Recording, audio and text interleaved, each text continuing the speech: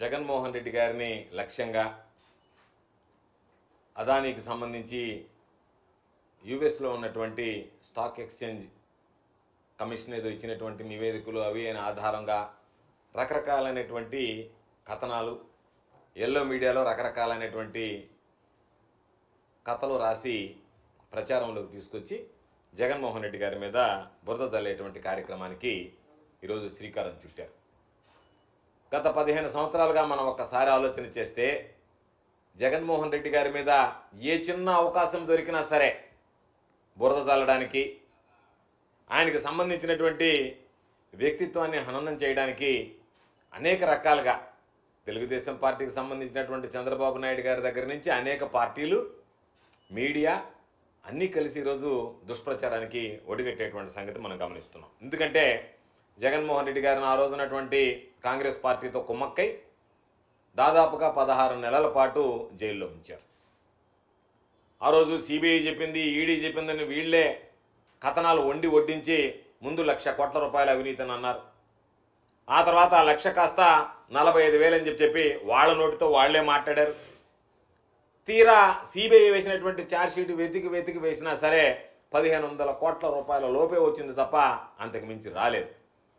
అంటే దాని మీద ఈ రోజు వరకు కూడా ఒక్క ఆధారాన్ని కూడా చూపించలేక రకరకాలైనటువంటి ప్రయత్నాలు చేస్తున్నా సరే అవి ఎక్కడా వెళ్ళే ఫలించటం లేదు.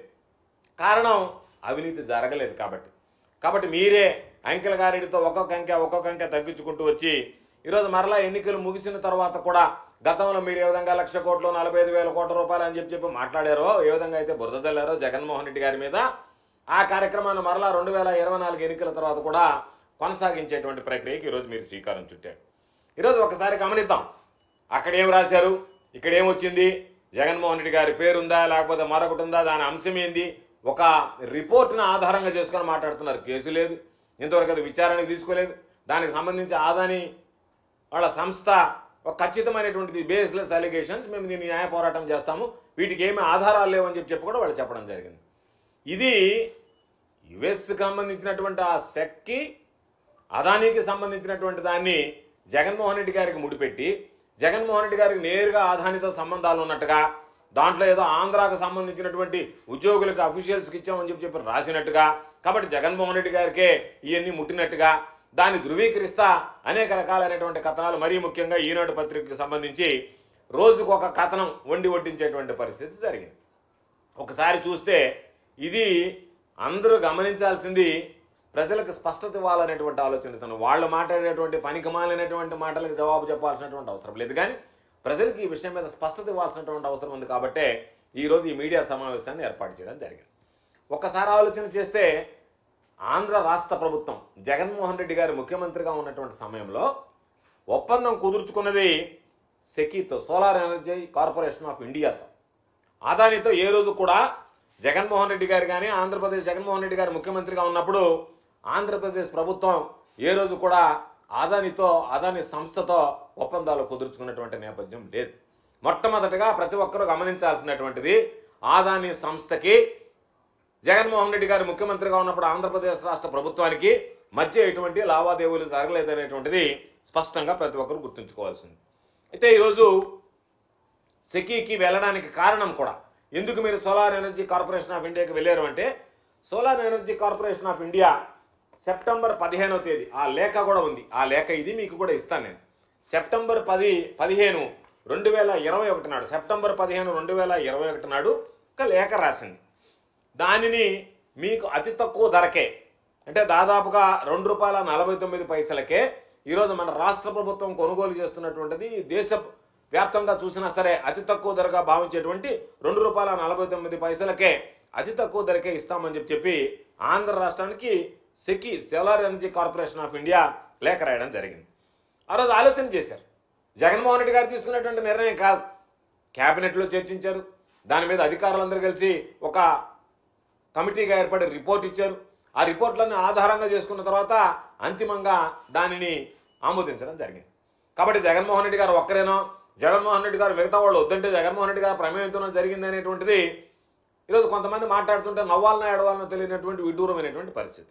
కాబట్టి 15వ తేదీ రేఖ రాసిన తర్వాత ₹2.49 మేము విద్యుత్ ఇస్తామని చెప్పి వాళ్ళు ప్రకటించిన తర్వాత జగన్మోహన్ రెడ్డి గారు ఆలోచన చేశారు. ఈరోజు మనం 9 గంటలు గతంలో మాదిరి కాకుండా ఉచిత విద్యుత్ ఇస్తున్నాం రైతులకి.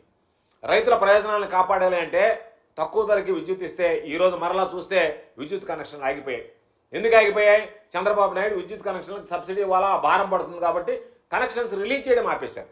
పాపం ఈరోజు రైతులు పొలమని కార్యాలయాల చుట్టూ తిరుగుతున్నారు. అయ్యా మాకు విద్యుత్ కనెక్షన్లు ఇవ్వండి, మాకు విద్యుత్ అవకాశం కల్పించండి, ఉచిత విద్యుత్ కింద వాడుకోవడానికి రైతులు ఇబ్బంది పడుతున్నామంటే ఈరోజు రిలీజ్ చేసి ఆపేశారు, బ్యాన్ ఉంది అని చెప్పి వాళ్ళ కొత్త కనెక్షన్లు ఇచ్చేటువంటి పరిస్థితి లేదు. కాబట్టి వాటిని అన్నింటినీ అధిగమించాలి. ఎవరు అడిగితే వాళ్ళకి కనెక్షన్ ఇవ్వాలి, ఎవరు అడిగితే వాళ్ళకి ఉచిత విద్యుత్తు అందుకునేటువంటి అవకాశం కల్పించాలనేటువంటి లక్ష్యంతో రైతుల జీవన ప్రమాణాలు పెంచాలనేటువంటి ఒక ఆలోచన చేసి ముఖ్యమంత్రిగా జగన్మోహన్ రెడ్డి గారు 9 గంటల పాటు ఇవ్వాలనేటువంటి ఆలోచనతో ఆ రోజు ఒక నిర్ణయం తీసుకున్నాడు. 6400 మెగావాట్లకు సంబంధించి సౌర విద్యుత్ కేంద్రం ఏర్పాటు చేయాలని చెప్పి ఆంధ్ర రాష్ట్రంలో ఒక నిర్ణయం తీసుకున్నారు. ఆ నిర్ణయం తీసుకుంటే ఆ నిర్ణయానికి కూడా తూట్లు పొడిచింది చంద్రబాబు నాయుడు గారి కోర్టుకు పంపించి దాన్ని చిన్నంగా న్యాయపరమైనటువంటి చిక్కులు దానికి సృష్టించి దానిని ఆపించాడు. వాటన్నిటినీ కోర్టు చేస్తూ ఈ విధంగా మీరు 6400 మెగావాట్లకు వెళ్ళారు, మీకు ఇంకా అవసరం ఉంది కాబట్టి దానికి సంబంధించి మేము మీకు ముందుకు వస్తాం. 2024 సెప్టెంబర్లో ఒక 3000 మెగా యూనిట్లు ఇస్తాం, 2025లో ఒక 3000 మెగావాట్లు విద్యుత్ ఇస్తాం, 2026 సెప్టెంబర్ కల్లా మరో 3000 మెగావాట్లు అంటే దాదాపుగా ఒక 9000 మెగావాట్ల విద్యుత్ మేము ఈరోజు మీకు అతి తక్కువ ధరకు ₹2.49 ఇస్తాము.